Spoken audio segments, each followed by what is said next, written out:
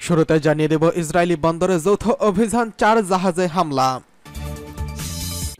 জানিয়ে দেব তাইওয়ানের স্বাধীনতা চাইলেই মৃত্যুদণ্ড দেওয়ার হুমকি দিল চীন। এছাড়া রয়েছে রাশিয়ার বিমান হামলায় ইউক্রেনের বিদ্যুৎ স্থাপনা ক্ষতিগ্রস্ত, আহত 2। জানিয়ে দেব গাজায় ইসরায়েলি হামলায় আরও শতাধিক ফিলিস্তিনি নিহত। সর্বশেষ জানিয়ে দেব ইসরায়েলি স্পর্শকাতর স্থাপনার ফুটেজ প্রকাশ করল হিজবুল্লাহ। ইসরায়েলি বন্দরে যৌথ অভিযান, 4 জাহাজে হামলা। ইসরায়েলের একটি বন্দরে যৌথ অভিযান চালানো হয়েছে, এতে অন্তত 4টি জাহাজ ক্ষতিগ্রস্ত হয়েছে।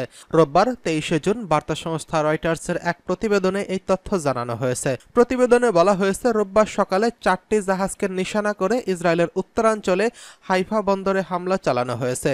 ইয়েমেনের বিদ্রোহী গোষ্ঠী হুতি ও ইরাকের সশস্ত্র গোষ্ঠী ইসলামিক রেজিস্ট্যান্ট গ্রুপ এই হামলা চালিয়েছে। হুতিদের সামরিক মুখপাত্র ইয়াহিয়া সারি টেলিভিশনে এক বিবৃতিতে বলেন, 2 গোষ্ঠী মিলে শনিবার হাইফা বন্দরে হামলা চালিয়েছে। এ সময় ড্রোন দিয়ে 2টি সিস্টেম বোঝাই ট্যাঙ্কার এবং 2টি কার্গো জাহাজকে নিশানা করা হয়েছে। তিনি জানান, যৌথ অভিযানে মার্কিন রণতরী ইউএস আইজেনহাওয়ারের হামলা চালানো হয়েছে।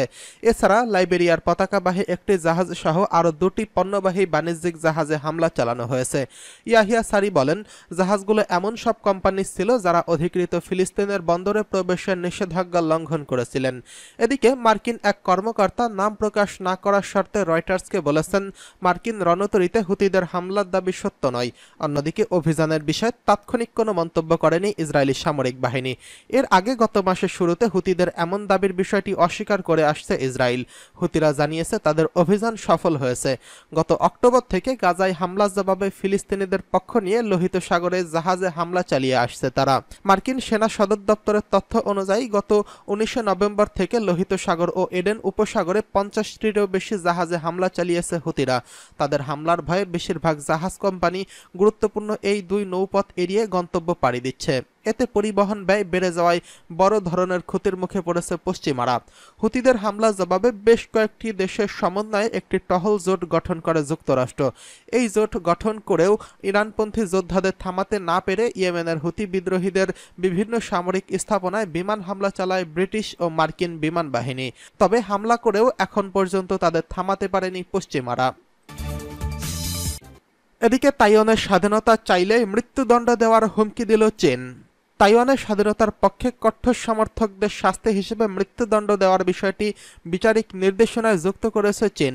ফৌজদারি অপরাধের ক্ষেত্রে বিশেষ গুরুতর মামলার ক্ষেত্রে এই শাস্তি প্রযোজ্য হবে। চীনের রাষ্ট্রীয় সংবাদ সংস্থা সিনহুয়া এই তথ্য জানিয়েছেন। বেইজিং গণতান্ত্রিক তাইওয়ানকে নিজের ভূখণ্ডের অংশ হিসেবে দেখে। তাইওয়ানকে মূল ভূখণ্ডের সঙ্গে যুক্ত করার জন্য প্রয়োজনে শক্তির প্রয়োগের কথাও বলে আসছে বেইজিং। সম্প্রতি তাইপের উপর চাপ বাড়িয়েছে বেইজিং।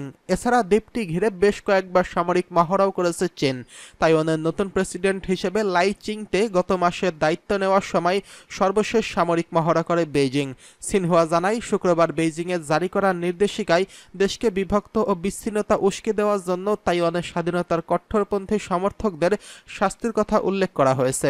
এতে বলা হয়েছে, স্বাধীনতার প্রচেষ্টায় যারা মূল ভূমিকা নেওয়ার চেষ্টা করবেন এবং রাষ্ট্র ও জনগণের মারাত্মক ক্ষতি করবেন তাদের এই শাস্তি দেওয়া হবে।